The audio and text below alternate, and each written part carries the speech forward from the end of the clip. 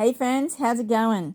So I had a little baby boy and he's 17 months now, and I'm getting ready to get pregnant again soon with his sibling. But I need to do some fixing up of the house and renovations before I get pregnant, because once I get pregnant I get really morning sickness, and last time I became iron deficient because I just couldn't face meat. Anyway, but I didn't think anyone watched my videos anymore. But a lady asked me today how I built my lining really good last time. So, my lining was 9.8 and it was trilaminar. And like I said, my fertility specialist said that it was very, very good. So anyway, so a lady did ask me, how did I get a good lining? So I feel like some really important things are like the probiotics. So I'm still taking the DSM 17938 that you can get in Protectus. And I take something called Vivo Mix, which in Australia I buy it from Chemist Warehouse online. I was taking the Osfortis, that's a Biogar Osfortis, but I've stopped taking that. The Vivo Mix gives me really nice soft skin, and I always want to take the DSM 17938 because of how it got rid of my SIBO. So I feel like the probiotics are really important to give your uterine environment the best microbiome for implantation. Another really important thing I think I did that gave me a good lining was the lamb shank bone broth.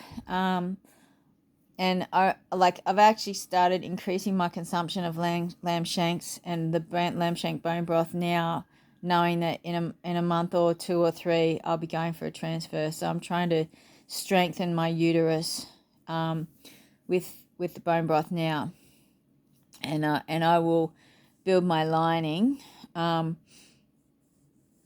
the 19 days before transfer with bone broth, and that's what I did back the first time. So yeah, the first time I did the probiotics, the bone broth. I was also drinking vegetable juices, and green smoothies. And when I say green smoothies, I mean leafy green smoothies, like with leafy greens from the garden, and vegetable juices. I was drinking cabbage and carrot juice. But the thing is, now I don't have as much time with a baby, and my mum died 6 months ago of cancer. So that's why I'm so busy on the house. So just like with trying to do the house and a baby, I just don't have time to make vegetable juices. So I'll just be taking the leafy green smoothies.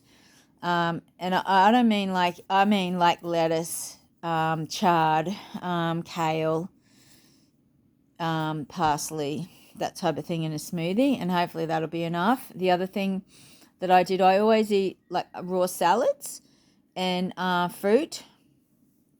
So, because I know, again, like raw vegetables are really good for your microbiome. And the same with the leafy green smoothies, like all that raw, like really raw vegetables in the leafy green smoothie give you good enzymes, and that which helps your blood circulation and your uterine environment, I believe. And I also was eating oats, with like rolled oats with fruit. Trying to think, I think that was like the main things. Like, if you try and fit in. Oh, and to be honest, I was also drinking organic Swiss water filtered decaffeinated coffee, and I was worried that might affect my lining, but it actually was really good for it. And I find that I feel like the decaffeinated coffee helps my digestion. I think it's scientifically proven to improve motility in your intestines. So,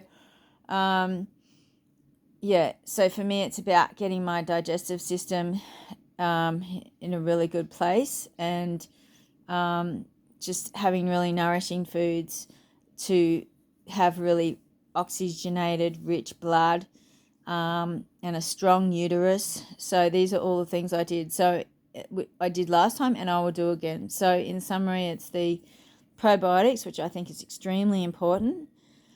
And those probiotics in particular, lamb shank bone broth, the vegetable juices or leafy green smoothies. And when I say leafy green smoothies, I mean, the greens and banana and water blended up. The raw salads and and fruits and oats. I put on heaps of weight. Fuck, mate. I have been comfort eating. Like, let's just say that. Like, fuck. I'm the fattest I've ever been. But I also want to say that I have been breastfeeding.